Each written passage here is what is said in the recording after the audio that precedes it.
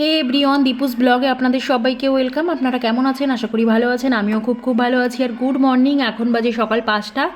আর দেখো ready shady হয়ে সবাই বেরিয়ে পড়েছি, মানে যাব একটু পাঁচমুড়ি। এই যে আমার ভাসুরের ছেলে, ওরা সবাই চলে এসছে। আর এখন আমি গাড়িতে উঠবো। আমি এদিক থেকে আমি আর আমার মেয়ে যাচ্ছি। আর আমার ভাসুরের বাড়ি থেকে এসছে আমার যা, ভাসুরের মেয়ে, ভাসুরের ছেলে, আমার ননদের মেয়ে, সঙ্গে ড্রাইভার থাকছেই।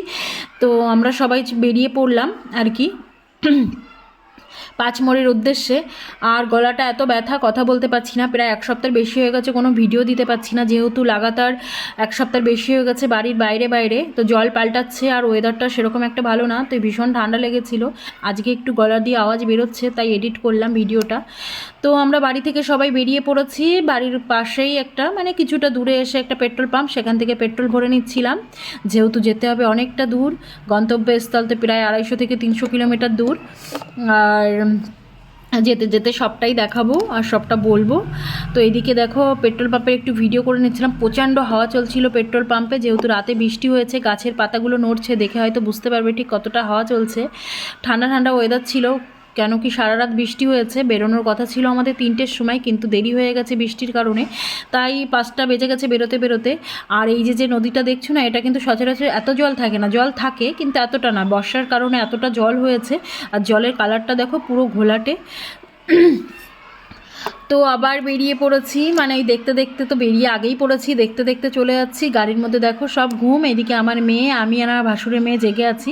আমরা 3জন। আমার মেয়ে তো কোলে শুয়ে যায়, ও যেখানেই যায় গাড়িতে প্রথমেই শোয়। এদিকে আমি আর আমার ভাসুরের মেয়ে একটু মজা করে নিচ্ছিলাম গাড়িতে, কেন কি আজকের ওয়েদারটা ভীষণ সুন্দর ছিল। এসির দরকার হচ্ছিল না, তারপরেও চাদর গায়ে দিতে হচ্ছিলো, ঠান্ডা লাগছিল। আমার ভাসুরের মেয়ে যেহেতু অনেকটা দূর থেকে এসছে, আর আমি সবে গাড়িতে উঠেছি, তাই আমার ঠান্ডা লাগছিল, কিন্তু অতটাও লাগছিল না। দেখো প্রায় এখন ওই 7:30 মতন বাজে। তো আমরা একটু চা খেতে দাঁড়িয়েছি, মানে আধা রাস্তাও আসেনি, তারপরে একটু চা খেয়ে নিচ্ছি, আর এনার্জি পাচ্ছি না। তো এখন একটু চা খেয়ে নিলাম। চাটা অতটা মিষ্টি ছিল না, তাই আমি আর বিট্টু বলছিলাম এখানে কি লোকরা চা খায় না। তা আমার মুখের রিয়াকশান দেখেই বোঝা যাচ্ছে যে চাটা অতটা মিষ্টি না, দুধ চা একটু মিষ্টি না হলে ভালো লাগে না। তারপরে চাটা খেয়ে আবার বেরিয়ে পড়লাম জঙ্গলের রাস্তা ধরে। দেখো জঙ্গলের ভেতরে যে গর্তগুলো থাকে সেইগুলো পুরো জল ভর্তি হয়ে গেছে। আর এই যে দেখো জঙ্গলের মধ্যে দিয়ে রাস্তা, জঙ্গলটা কি সুন্দর লাগছে। আর রাস্তাগুলো দেখো একা বেঁকা রাস্তা, বেশ ভালো লাগছে দেখতে। আর এইদিকে একটা রেস্টুরেন্টে পৌঁছে গেছি। ওই এখন বাজে প্রায় 8:30 পৌনে 9টা মতন। এখন খিদে পেয়ে গেছে, যেহেতু গন্তব্যস্থল তো অনেকটা দূর, যেতে অনেকটা টাইম লাগবে। তো আবার একটু খেতে বসে, মানে খেতে আর কি খিদে পেয়ে গেছে, তাই খেতে বসবো। তা একটু দেখে নিচ্ছিল আমার মেয়ে এখানে কী পাওয়া যায়। আর বড় মাকে বলছিল এটা চাই ওটা চাই। আর এদিকে আমার ননদের মেয়ে মেনু কার্ড দেখছিল কী পাওয়া যায় কী না পাওয়া যায়। তো বেশ কিছু অনেক জিনিস পাওয়া যায়, কিন্তু সত্যি কথা বলতে এত জিনিস তো এখনই খাওয়া সম্ভব না। সকালবেলা ব্রেকফাস্ট বলে কথা, তো আমার মেয়ে অর্ডার করেছিল একটু ম্যাগি, আমি আর আমার যা করেছিলাম মশলা ডোসা, আমার ননদের মেয়ে করেছিল ইডলি।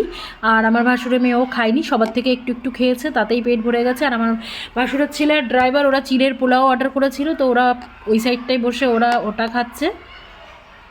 আর এদিকে আমার মেয়ে রেগে গেছে, যেহেতু ওকে প্রথমে খাওয়াইনি, দিদিভাইকে আগে খাইয়েছি, তাই।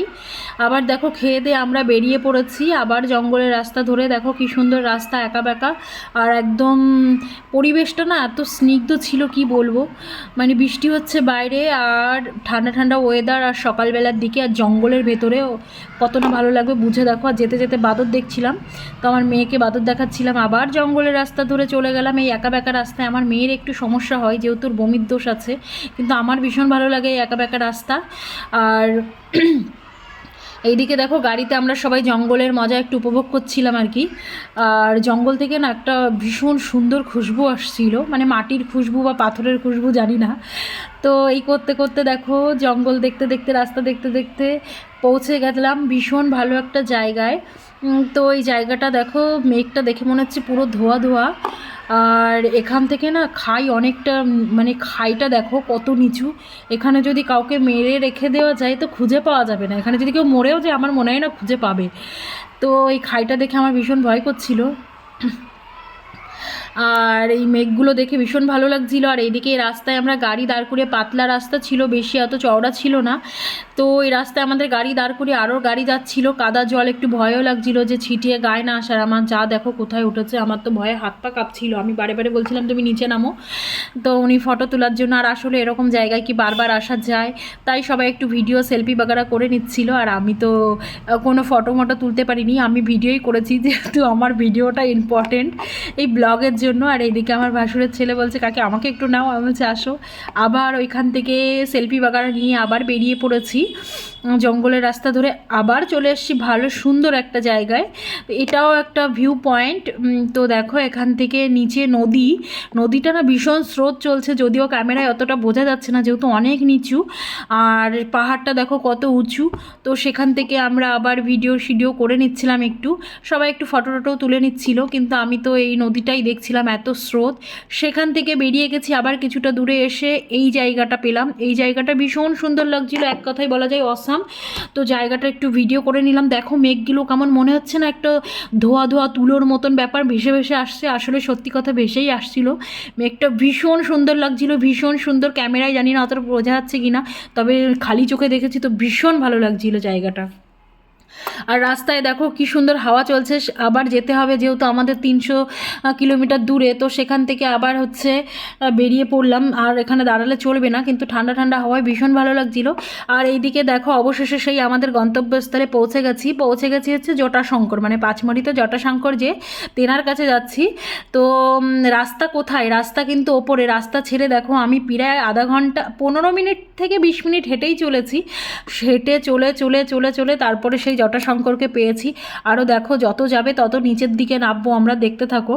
এই দেখো পুরো মানে পাহাড় কেটে কেটে সিঁড়ি করা, চারপাশ দিয়ে আবার দোকান লাগানো।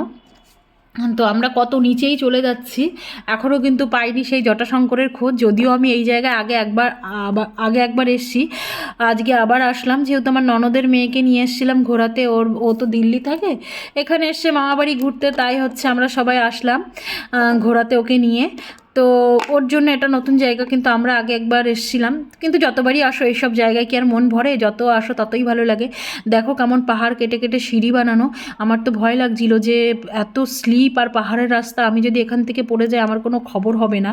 তো যাই হোক একটু ভয়ে ভয়ে হাঁটছিলাম। আর যেহেতু আমার এমনি আমি পড়ি বেশি, জানি না কেন পড়ে যাই, তো সেই জন্য একটু সাবধানেই চলছিলাম। এরা সবাই আগে চলে যাচ্ছিলো, আমি পেছনে আরামসে হেঁটে আসছিলাম। যদিও আমার পেছনে ড্রাইভার ছিল আর আমার ভাসুরের মেয়ে ছিল। আর এই সিঁড়িগুলো যেহেতু ভিডিও করতে হচ্ছিল, এই সিঁড়িগুলো দেখে দেখে পার করতে হচ্ছিল, তাই একটু আমি পেছনেই থেকে যাচ্ছিলাম। আর এইদিকে এরাও ভিডিও করছে। তো দেখো নেমেই যাচ্ছি চলেই যাচ্ছি, কিন্তু সে আর জটাশঙ্করের হদিশ নেই। অনেকটা নিচু, মানে কোথায় আমাদের গাড়ি পার্কিং করে রেখে এসে আর কতটা নিচুতে নামছি, মানে ভাবা যায় পাহাড়ের ওপরে রাস্তা, মানে কতটা নিচে নেমে আসলাম। অবশেষে সেই গেটটায় পৌঁছালাম। আর এখানে একটা ঘন্টা ছিল, তো এই ঘন্টাটা একটু বাজানোর চেষ্টা করছিলাম। যাই হোক পৌঁছে গেছে, হাত বাজিয়েও নিয়েছি। তো এখান থেকে আবার যেতে হবে সেই জটাশঙ্করের কাছে, এখান থেকে এখনও ভালোই দূর। তো এখান থেকে সবাই চপ্পল টপ্পল, মানে যারা যা পরে এসছে, জুতো স্লিপার যাই বলো স্যান্ডেল, তো সেইগুলো এখন খুলে যেতে হবে। তো সবাই চপ্পল খুলে নিচ্ছিল, তো আমিও একটু খুলে নিলাম। সবাই খুলছে তখন আমিও খুলছিলাম। আর এই যে দেখো পাহাড়ের গা দিয়ে জল পড়ছে। আমরা না আগে একবার এসেছিলাম ঠান্ডার সময়, তখন এত জলের ব্যাপার ছিল না, জল ছিল কিন্তু এতটাও ছিল না। তো এখন দেখো সব জায়গায় শুধু জল জল, যেহেতু বৃষ্টির সময় পাহাড়ের গা দিয়ে জল, বেশ ভালোই লাগে। একটা ছোটো মোটো ওয়াটারফল দেখে নিলাম আর কি। তো জলটাই না যখনই চপ্পলটা খুলে পা দিলাম, ভীষণ ঠান্ডা জল ছিল। যেমন শীতকালে ট্যাঙ্কির জল যেমন ঠান্ডা হয়ে থাকে না, সেরকম একটা ঠান্ডা জল। আর আমার না এই জলগুলো দেখে মনে হচ্ছিল খাই, কিন্তু আসলে আমার মনে হয় এই জল খাওয়া যায়। ভীষণ সাফ থাকে এই জলগুলো, আমার মনে হয় না কোনো আয়রন থাকে, শুদ্ধ জলই থাকে। পাহাড়ের গা দিয়ে তো শুদ্ধ জলই থাকার কথা। যারা পাহাড়ের এখানে থাকে তারা হয়তো এই জল খায়, কিন্তু ভীষণ ঠান্ডা জল ছিল। আমার তো মনে হচ্ছিল পা টাটাবে রাতে।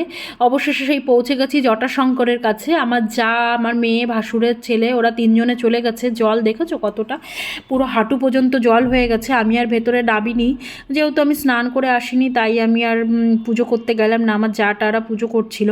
আর এইদিকে দেখো কতটা জল। আমরা আগে একবার যখন এসেছিলাম এত জল ছিল না। আমরা কিন্তু এখান থেকে আরও অনেক অনেক জায়গায় গেছিলাম, সেইগুলো কিন্তু ভীষণ সুন্দর জায়গা। সেটা কিন্তু দেখাবো অবশ্যই নেক্সট ভিডিওয়, সেটা কিন্তু অবশ্যই।